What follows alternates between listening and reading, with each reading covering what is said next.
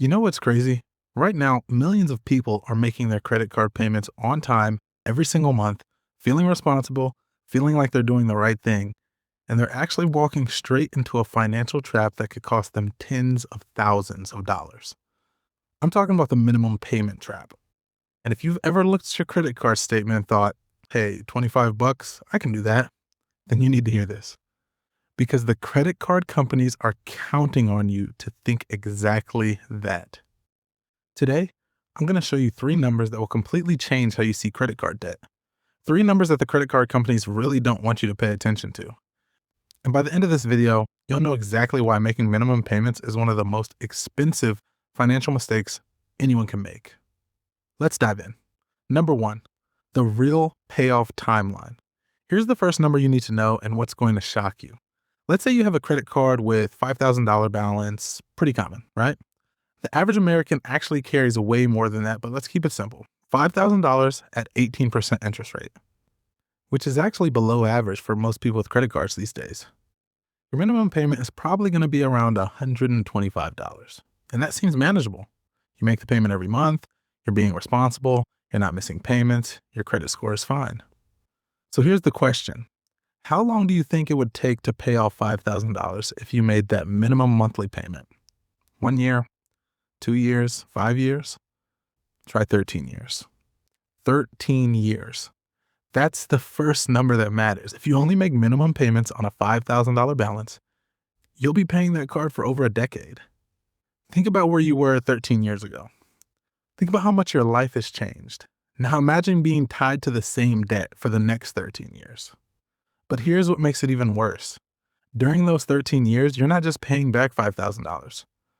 Which brings us to number two, the total interest that you'll pay. This is where it gets really painful.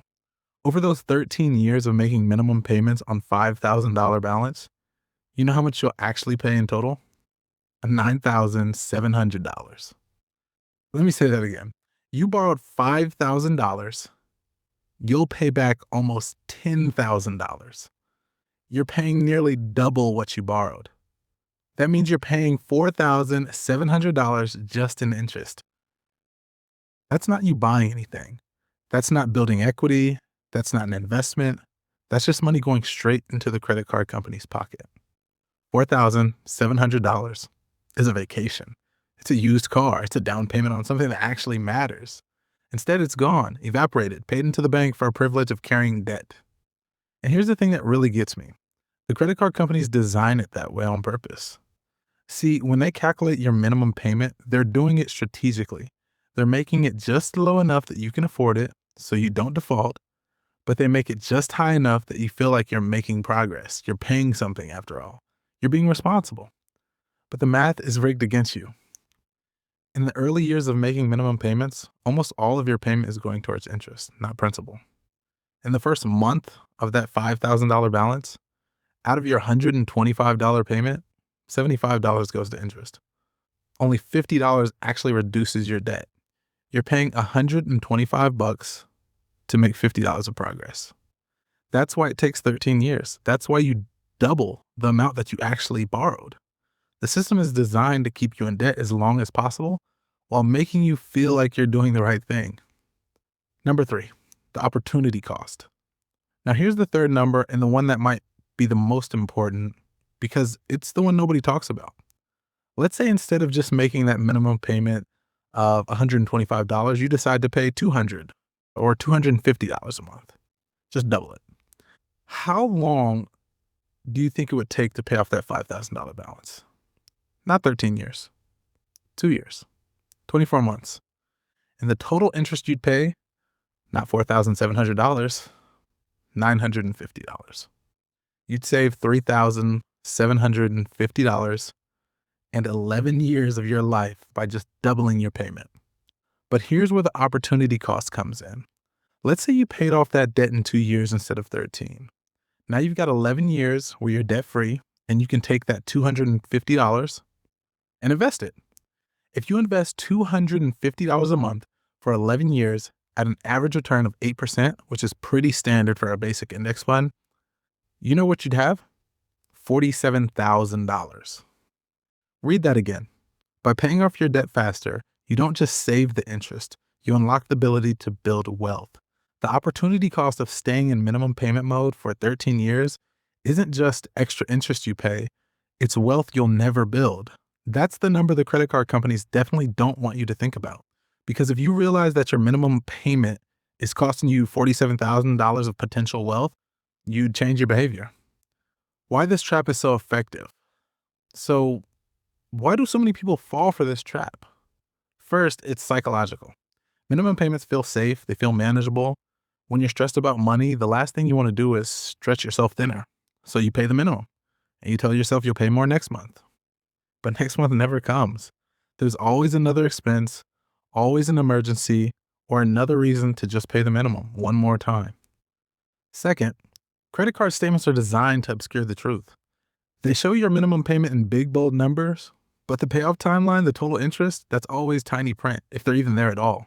Some statements are required to show how long it'll take to pay off your balance with minimum payments, but it's almost always buried in the fine print that nobody reads. And third, we're terrible at understanding compound interest when it works against us. We're excited about the compound interest when we're talking about investments or retirement accounts, but when it's compounding against us in the form of credit card debt, we just don't grasp how devastating it is. An 18% interest rate doesn't sound that bad when you hear it, but when you see that it turns $5,000 into $10,000 over time, suddenly it clicks. So what to do instead? All right, so now you know the three numbers: 13 years, $4,700 in interest, and $47,000 in potential lost opportunities. What do you actually do about it? First, stop making minimum payments. I know that sounds obvious now, but I mean, even if you can only pay an extra $20 a month, do it. Every single dollar above the minimum payment goes directly towards principal and saves you exponentially more in interest. If you've got that $5,000 balance and you pay $150 instead of $125, you cut your payment time from 13 years to 7 years. You save over $2,000 of interest. 25 extra dollars a month saves you $2,000. That's an 8,000% return on your money. Show me an investment that does that. Second, prioritize your debts. If you've got multiple credit cards, focus on the one with the highest interest rate first, pay the minimum of everything else, but throw every extra dollar you have at the high interest credit cards. This is called the avalanche method, and it's mathematically the fastest way to get out of debt. You may have heard of the snowball method, and some people prefer that. That's where you pay off the smallest balance first because it's a psychological win. And that's fine too. The most important thing is that you're paying more than the minimum and you have a strategy. Third, stop using credit cards while you're paying them off. I know, but you can't bail out of a sinking boat while someone's still pouring water in it. If you're paying $200 a month, but charging $300, you're going backwards. Cut up the card, freeze it, do whatever it takes, just don't use it. And fourth, consider a balance transfer if you qualify. Some cards offer 0% for 12 to 18 months. If you do these things, I can guarantee you get out of debt faster and you'll start building wealth. Let me know down in the comments what your minimum payment was and what you're going to push it to. I'll see you guys in the next one.